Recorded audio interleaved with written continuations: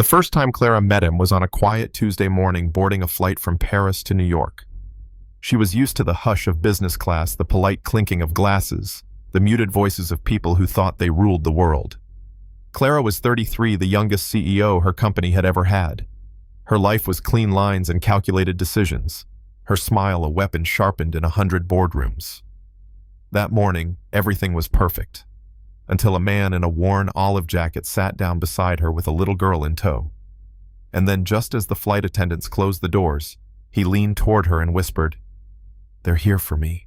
At first she thought she'd misheard, but the way his eyes moved, sweeping the cabin, cataloging exits, fingers tightening on his daughter's shoulder, made her blood run cold.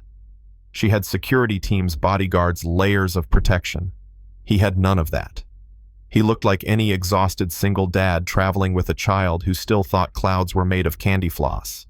But in his gaze was something else, something dangerous. What she whispered back. "Just stay calm," he said. That's when Clara noticed the first man's suit, too crisp, hand brushing the inside of his jacket as he walked down the aisle. Another man near the galley, a flight attendant whose smile didn't touch her eyes. Something was wrong. 15 seconds. That's all the time they had. 15 seconds that felt like an eternity. She felt her pulse in her throat, every muscle screaming to run, but there was nowhere to go. The man, his name was Alex. She'd learn later, shifted slightly, placing his body between her and the aisle. He glanced at his daughter, who was busy coloring a princess with purple hair. "Keep your head down, honey," he murmured softly, like it was nothing, like they weren't seconds away from chaos. Clara wanted to ask questions, but then it began. 0. Two men stood at once, guns drawn, voices sharp and cold. Clara Woods, one barked, "You're coming with us." Her blood froze. But Alex moved faster than thought. One moment he was a tired father. The next he was a predator unleashed. He grabbed the nearest gunman's wrist, twisting it so fast, the man's weapon discharged into the ceiling. Oxygen masks tumbled down. Passengers screamed, and Alex struck like a blade, a sharp blow to the throat, dropping the man where he stood. The second gunman raised his weapon, but Alex shoved the first man's limp body into the line of fire, stripped the gun from him, and aimed it back with terrifying precision. "Drop it," he ordered, voice calm as stone. The second man hesitated, but Alex didn't one-shot clean and surgical, and the aisle was his. Clara was frozen, heart pounding so hard she thought it would burst. She had seen men in power, men who ruled empires, but she'd never seen this kind of power, a storm in human form moving with lethal grace and no wasted motion. He bent down, cupping his daughter's face gently. "Sweetheart, close your eyes. Count to 100 for me." The little girl nodded, trusting him completely, and Clara felt something crack in her chest at that trust. This wasn't just violence.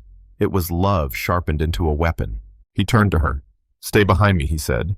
She obeyed without question, something she hadn't done in years. As they moved, Clara noticed details, the other passengers cowering, some filming, despite the danger of the aisle that felt impossibly long.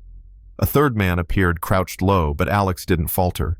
He shifted his daughter to one arm, fired twice, and the man crumpled. Clara's breath caught.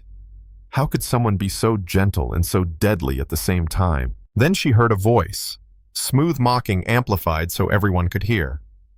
"Well, well." The famous ghost shows his face.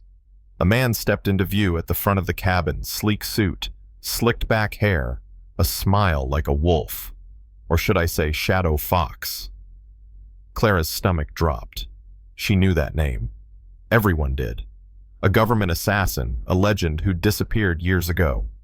Alex didn't react, but she saw the flicker of pain in his eyes. "That man called you," she started. He cut her off. Later. The man with the microphone, Lucas Cross, the ruthless corporate raider she'd outmaneuvered for years, grinned like a cat. 7 years ago, the world thought you died. Imagine their surprise when they see you protecting Clara Woods, the golden CEO. His eyes slid to the little girl. "And this must be your weakness." Clara felt rage boil in her chest. This was about her, but also about Alex.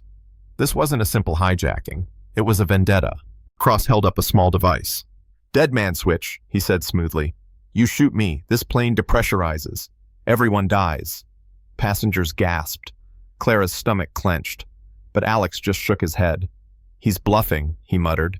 "He values his life too much." The tension was unbearable. Clara's palms were slick with sweat. She was used to hostile boardroom takeovers, but this was life and death at 35,000 feet. Then something unexpected happened. The little girl Lily peeked out from behind her father. Her voice was small but clear. "You're lying," she said to Cross. "My daddy's good. He helps people. He makes pancakes with smiley faces. He checks for monsters under my bed. You're just mean." Her words, so innocent, cut through the chaos like a blade. Even Cross faltered just for a second. And that second was all Alex needed. He spun, firing over Clara's shoulder at a fourth gunman sneaking up from economy. The man fell, his weapon skidding across the aisle. In a blur, Alex scooped up Lily and dove, dragging Clara with him as bullets shattered glass and ripped into seats. The cabin erupted in screams. "He'll kill us all," Clara cried. "No," Alex said, calm even now. "He's not suicidal." They were pinned low on ammo with Cross and his men blocking both ends of the plane. Alex looked at Lily, then at Clara, and she saw the decision in his eyes. "When I go out there, you take her to the cockpit," he said softly. "Tell them code 770. They'll lock it down." Clara shook her head. "You'll die." He gave her a sad smile.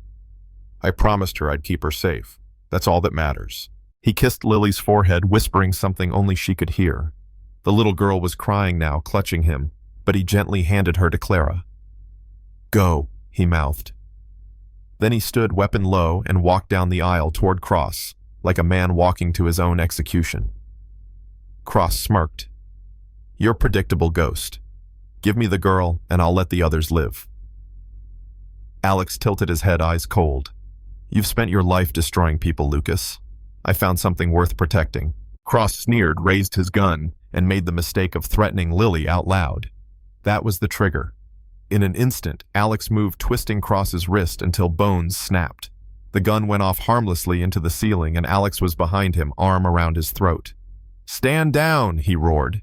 The sound carried the weight of a man who'd given orders on battlefields. Cross's men hesitated. And then something remarkable happened. Passengers began to rise, one by one, shaking but determined. A man in a suit said, "Put the guns down." A woman added, "Now." The numbers turned. The gunmen were surrounded.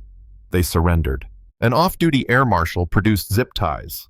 Cross was restrained, cursing under his breath, his smirk gone. The cabin buzzed with disbelief and adrenaline.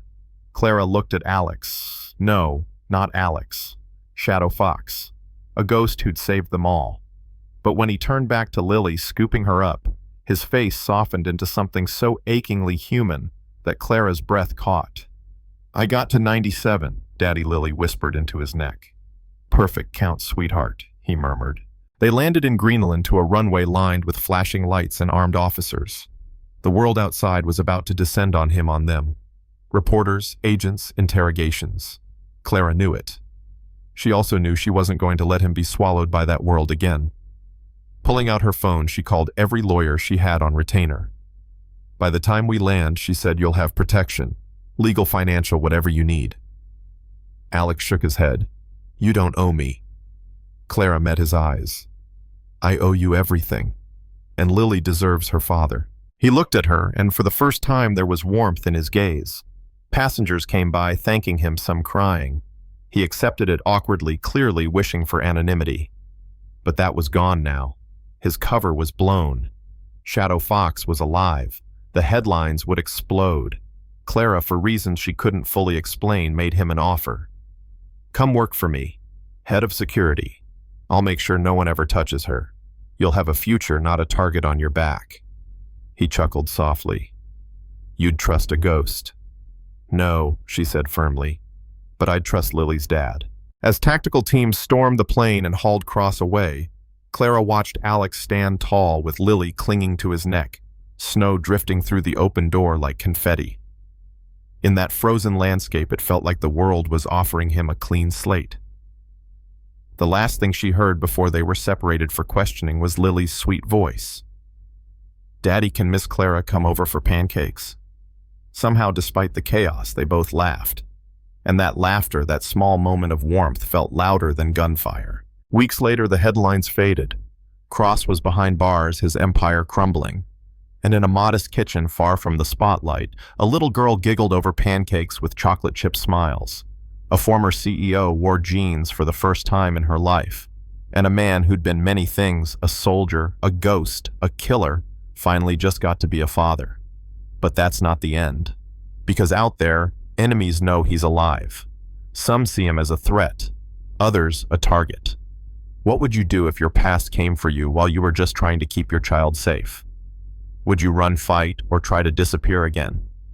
Tell me in the comments, because this story isn't over and justice never comes easy.